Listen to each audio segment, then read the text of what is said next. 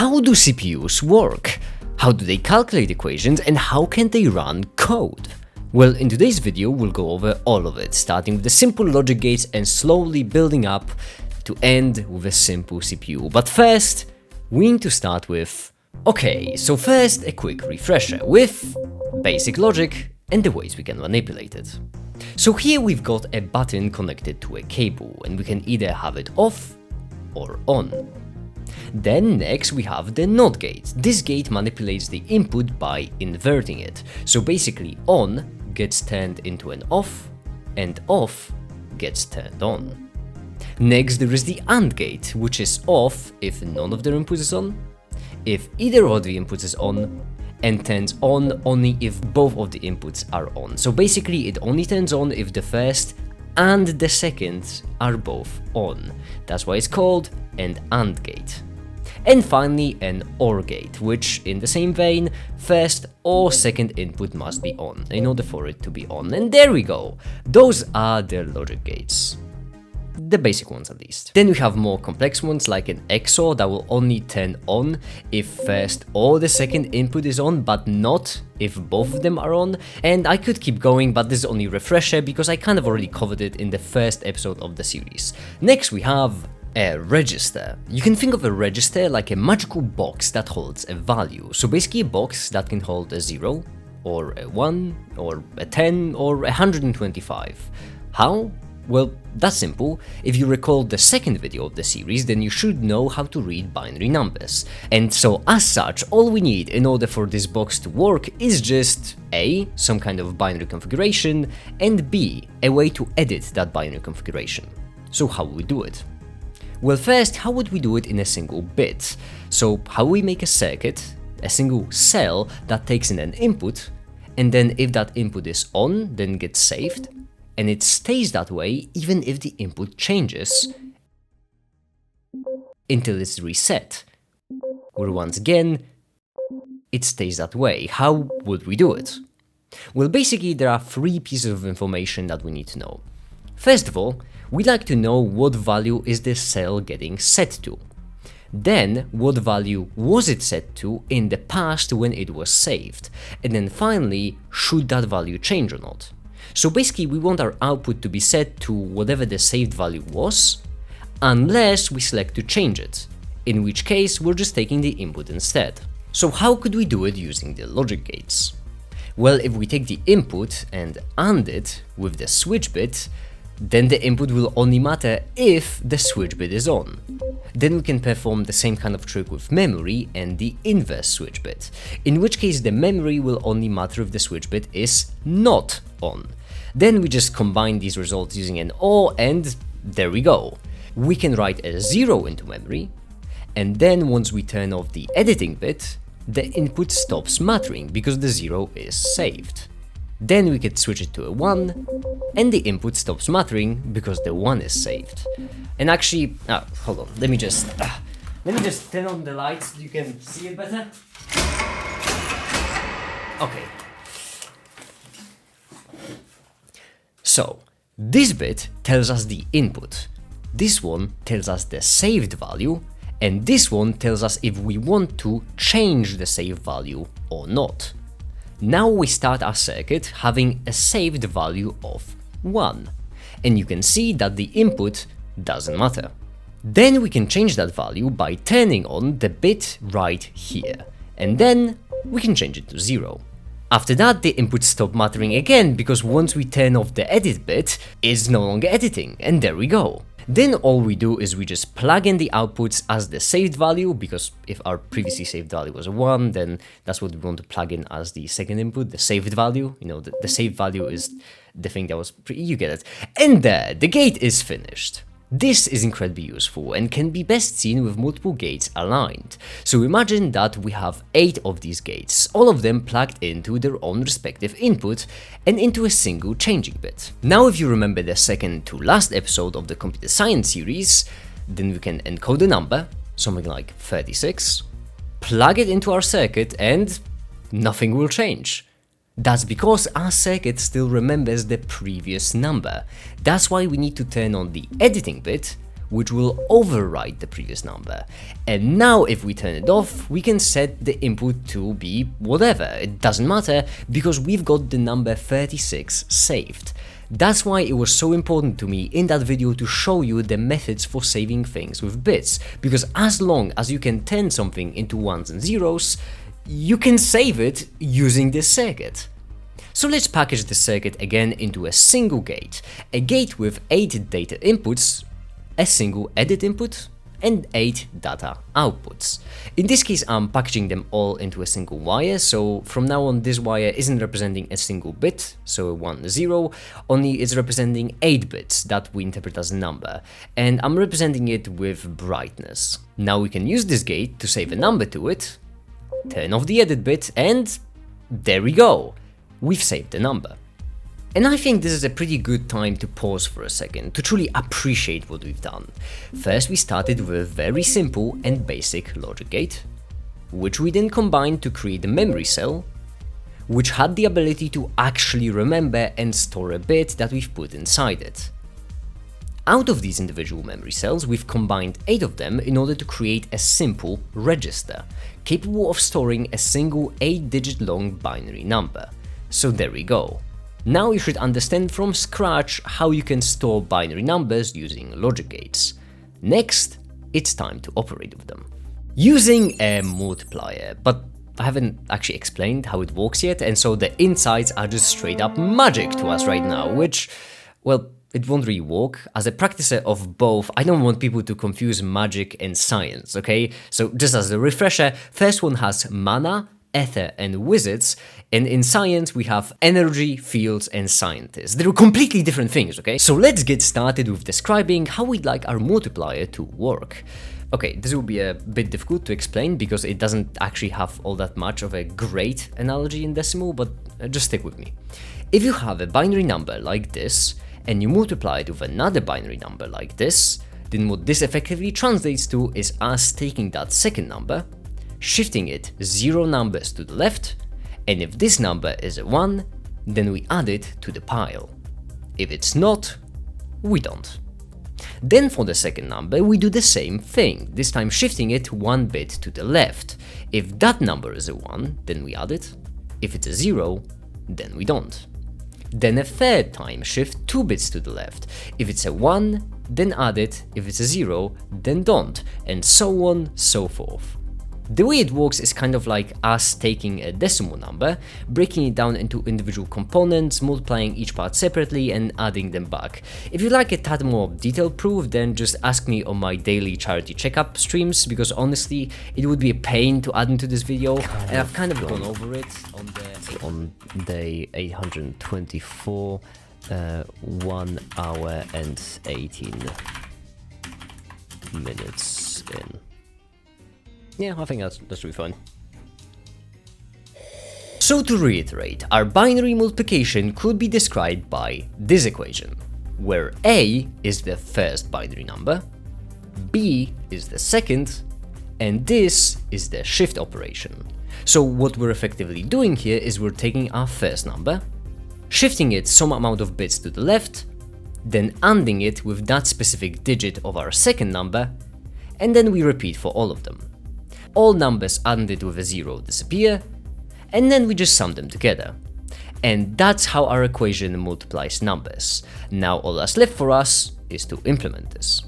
So first, the operations we'll need, starting with the AND. The reason why I'm going over the AND again is because this time we're dealing with numbers with multiple digits, so our AND will look a lot more like this. It's a bit complicated, but it's just 2 8-digit numbers combined, where we just AND each digit separately. Next we can do the same thing for the OR. Then the DOT. And then an additional gate that just lights up if any of the inputs is up. After that we bit shift. The way the bit shift works is really trivial, we just add a 0 at the end of any number, so in order to achieve that in binary, we just do this. I just wanted to accent that because this one doesn't even need logic gates. Now with that in mind, we can start with the thing inside our equation. This is what it would look like if we just expand the equation into logic gates. Okay, I know it might seem a bit confusing, but this is our first number. We bit shift I numbers to the left, in this case it's a 0 because I is equal to 0. Then on the other side, this is the B number, where this selects the specific digit and makes the entire number into that digit. In this case, the 0th digit is equal to a 1, so that's the digit. And then we finally combine the two using the AND gate. Neat. Next we set up the same thing again, except this time our I is equal to a 1, which means we bit shift one number to the left and we AND it with the second number. We start indexing at 0, so the number 1 would actually be the second, just you get used to it. Then the same thing again, but this time I is equal to a 2, so we bit shift even further to the left, and again, and again, and again. And in this case, if this isn't clear enough and you don't know what I'm doing, this is just the original sum broken down into individual components. Or at least it would be if we added them together. So how do we add them together? Well, I've already covered that in the first episode of this series, but you know, it bears repeating and repeats bearing. The basic idea is simple. Just like with memory, all we need to do is figure out how to add 3 single-digit binary numbers.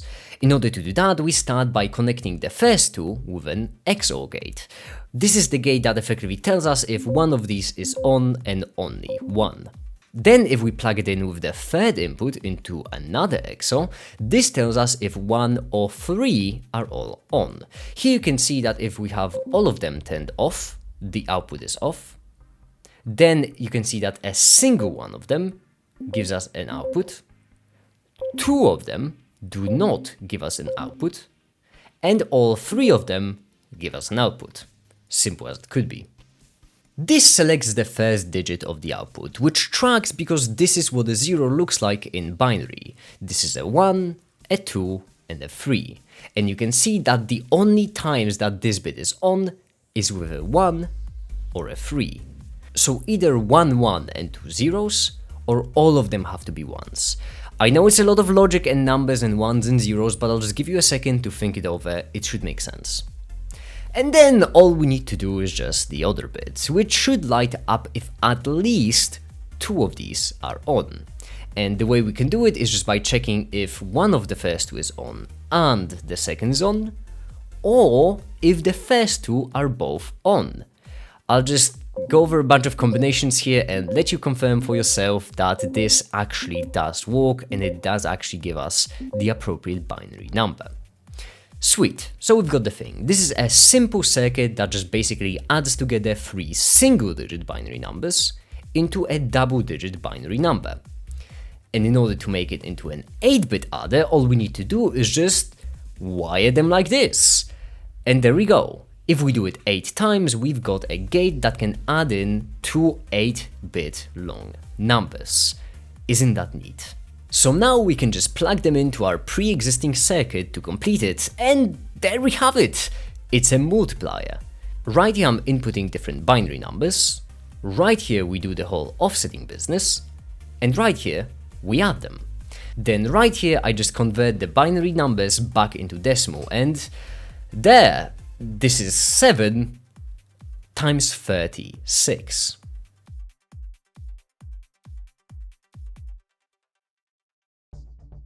But then we have the last one, which is memory. That's because I've already referenced the first 2 episodes of this series. Now, it's time for the third one.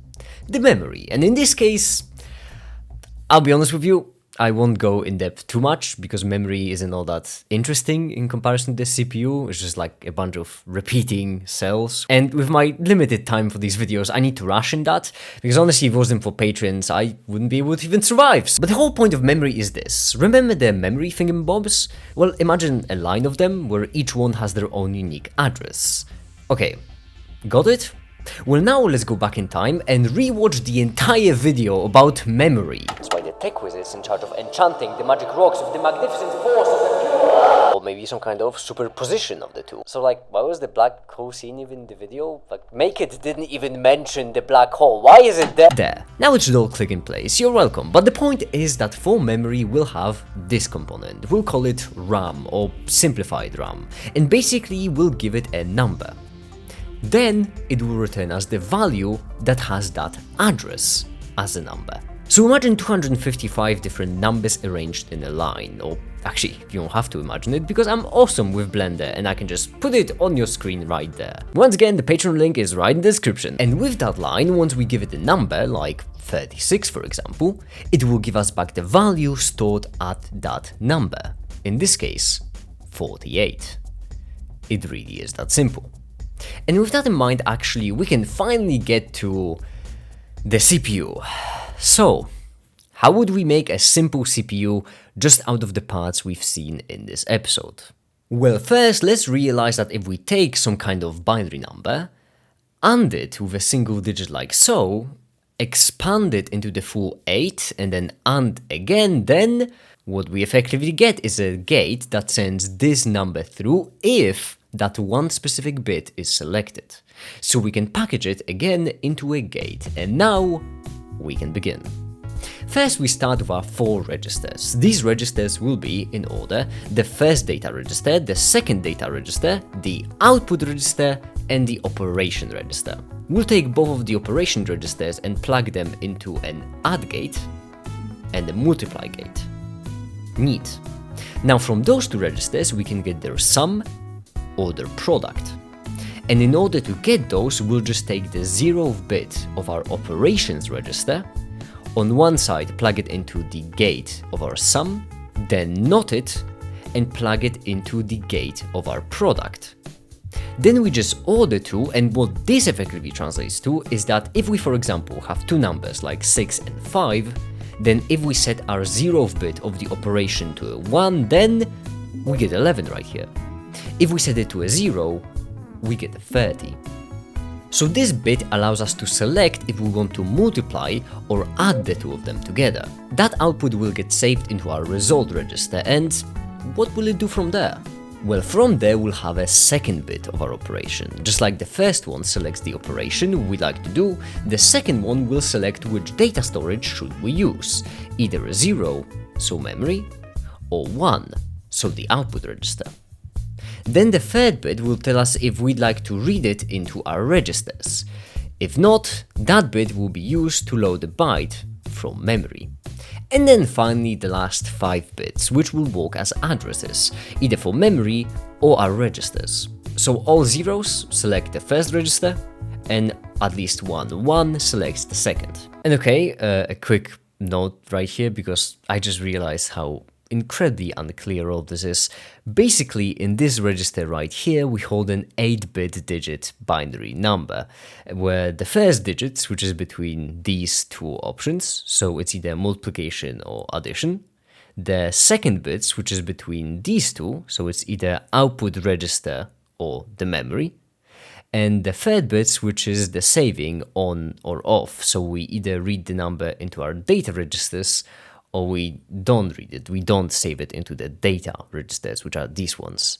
And then the last 5 digits are used to either denote the register we're reading into, so the first one or the second one, or the address in memory we're reading from, depending on our previous configuration. I know it's not that clear, but these are the geometry nodes I'm dealing with here, okay, so I'm trying my best. Now with that in mind, let's say that we'd have a memory that would look like this. Then let's say that we like to compute an equation like so, 3 plus 8 times 10. How would we do it? Well, first we'd start by loading the number 3 into this register.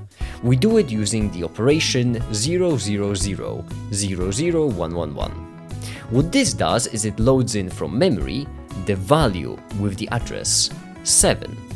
3 ones is just what the 7 is in binary, so this loads in the number from our memory into this slot, from which we can load it in into a register using the operation 001 00000, which loads the value from memory into the 0th register, and there we go.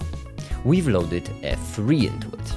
Next, we like to load an 8. In order to load an 8, we start with 000 01011. That's because the 3 zeros mean load from memory, and 01011 means 11 in binary. So load value with the address 11. Then afterwards we once again do 001, 00001. This time with a 1 at the end in order to save it into the first register. Sweet. Then what we'd like to do is add the two together, so addition is operation 1. So what we can do here actually is kill two birds with one stone. That's because 100, 01101 both computes the addition of the two, because addition is the operation number 1, and loads in the value with the address 13 into our memory. Then in our result register we get 11.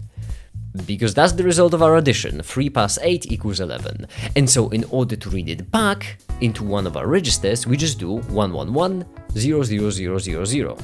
That's because this bit tells us that we want to read it from our result register, and this one tells us that we want to save it into a register. And we pick register number 0. Then all we need to do is just the same thing, except this time 001 00001. Because this time we're reading it from memory and saving it into register number 1. And after that, the last thing for us to do is just to multiply the two. And in order to do it, we just select the multiplication. So 0000000. And there, in our result register, we have the result of multiplication. Now, I know that it might have been a lot and hard to follow. I designed this entire CPU without any planning on a single livestream when I got bored, and so I've just sent the designs to Logisim in Discord in case you're curious. But the point is, we've just computed this equation.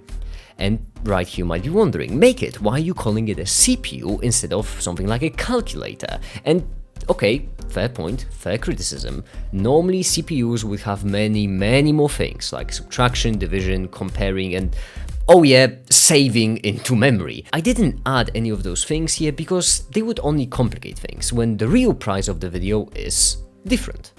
The real price of the video is the fact that if you stare at your screen long enough, you'll recognize those components. All of the gates here are effectively just made up of the NOT gate, the AND gate, and the OR gate. All of the wires and their connections, these are all simple things, it's just a lot of them. And the real prize is the fact that those logic gates run this. And this, my dear friends and foes, is code. When you open up an exe file, this is what's inside that file. This is machine code, and this is what the CPUs are actually running and how they're running it. Which means that right now, if you put enough thought into it, you could design your own computer using just logic gates. And with that, you should understand how CPUs work exactly.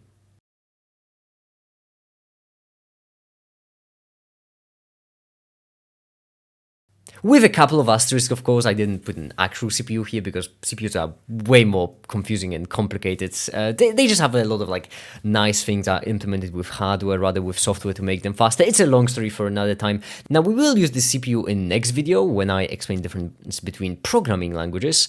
And so I hope you understand it at least a fair bit. I would really recommend watching the first episodes of the series if you don't, because a lot of context was in them. But yeah, that's it for now. I would like to thank Black Thunder for this beautiful fan art, which I forgot to include in the last video, whoops. And also Almaty came back from hibernation. My goodness, that's a lot of art. It's really good though, I like it a lot. Anyway, if you like more, like for example, chat with me on Discord, or maybe get the almost daily doodad updates or sneak peeks into future videos, I would recommend my Patreon. I need it. Kind of going broke. And for now, I suppose that'll be it. Thank you so much for watching and have a great day. Bye.